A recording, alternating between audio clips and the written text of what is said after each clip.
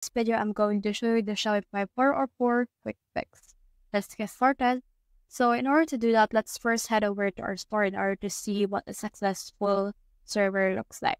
Now, as you can see right here, I have here everything that I need, like for example, this one. But if you, for example, head over and then just put in a URL that is actually not existed, you should be able to see this 404 page not found. Now, in order to actually evade that, you can head over in here to the navigation. And under this, you should be able to see in here the menus. Click on main menu, and you should be able to see in here the menu items. Now, you can add a new menu item if you want, like for example, about us. And in here, you just need to make sure that you have in here a page specifically for that.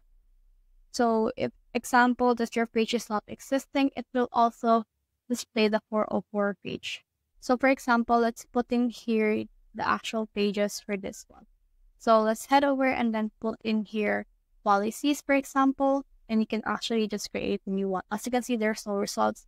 If you actually put in here no results, like for example, let's put this one, you need to have a URL in order to have that. And it needs to put in here a direct URL. It's actually in here on our pages right here. Now, if your collection or if your URL is actually not existing, you should not be able to reach that specific URL right there. So that's the whole process. If you have found this video helpful, so if you leave a like or subscribe because it helps to reach more people. See you soon.